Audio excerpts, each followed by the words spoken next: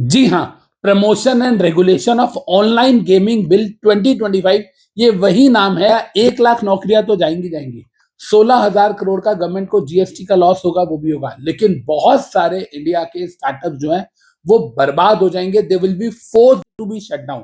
और हमारी गवर्नमेंट का कहना है कि इस गेम में जो मेजोरिटी पॉपुलेशन इन्वॉल्व है, अगर आप डेमोग्राफिक्स देखोगे उसके, तो पॉपुलेशन के तो 18 साल से लेके 30 साल तक के जो बच्चे हैं वो ज्यादातर इस गेम के अंदर एडिक्शन है, जिसके अंदर around 78% of the population male है, वहीं 22% ऑफ द फीमेल पॉपुलेशन भी इन ऑनलाइन गेमिंग्स की एडिक्टेड है। इट इज मेक और break movement for online Indian gaming industry.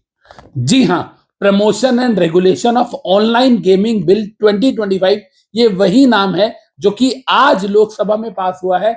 And इससे बड़े बड़े यूनिकॉर्न जो कि गेमिंग सेक्टर में ऑनलाइन में, वो सारे के सारे डरे हुए हैं। पार्लियामेंट ने बिल पास कर दिया है ऑनलाइन गेमिंग को बैन करने के लिए। जी yes, you heard it right. चाहे वो पोकर हो, चाहे वो रमी हो, चाहे वो ड्रीम 11 हो, यानी कि चाहे वो गेम ऑफ स्किल हो या गेम ऑफ चांस हो, दोनों को ही गवर्नमेंट ने गैम्बलिंग माना है। और वायलेशन पे 5 साल तक की जेल एंड 1 करोड़ रुपए तक की पेनल्टी गवर्नमेंट ने डिसाइड की है। और तो और अगर इसकी एडवर्टीजमेंट भी करेंगे तो भी उस पर पेनल्टी है।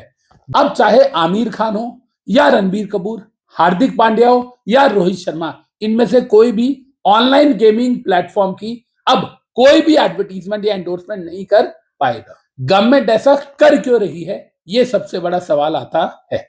गवर्नमेंट का कहना है कि ये सारे online gaming players predatory practices करते हैं, यानी कि पहले तो आपको फ्री में कोई पॉइंट्स या कुछ स्केल देते हैं ताकि आप उनको एक बार आप देखें, उनका एक्सपीरियंस ले, और फिर उसके बाद आपको उसकी लत लग जाती है, जिससे आपको एडिक्शन होती है। आपकी मेंटल हेल्थ पे तो फर्क पड़ता ही है, साथ में आपको ह्यूज फाइनेंशियल लॉसेस होते हैं।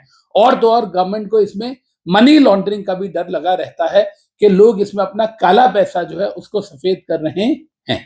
प्रीडेटरी प्रैक्टिसेस का क्या मतलब है? इसका मतलब है कि कंपनियां पहले तो आपको फ्री में खेलने का लालच देती हैं। ये आपको अपनी एप्लीकेशन डाउनलोड करने पे कुछ फ्री के पॉइंट्स देती हैं।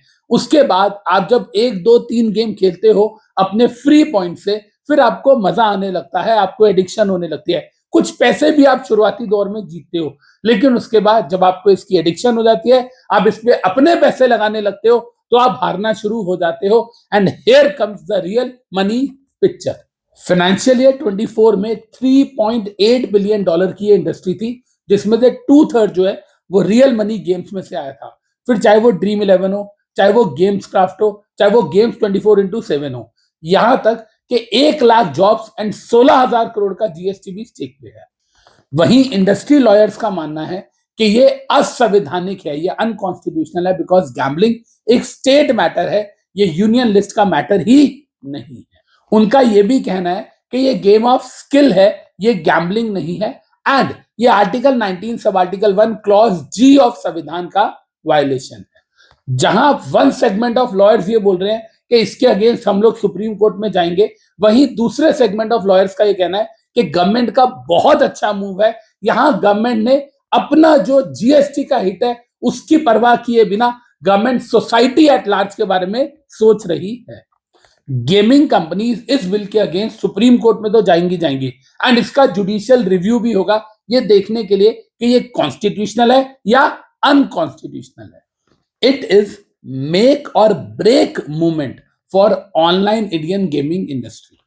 अगर ये बैन लॉ बन गया तो जैसा मैंने बताया 1 लाख नौकरियां तो जाएंगी जाएंगी, 16,000 करोड़ का गवर्नमेंट को जीएसटी का लॉस होगा, वो भी होगा, लेकिन बहुत सारे इंडिया के स्टार्टअप जो हैं वो बर्बाद हो जाएंगे। They will be forced to be shut down.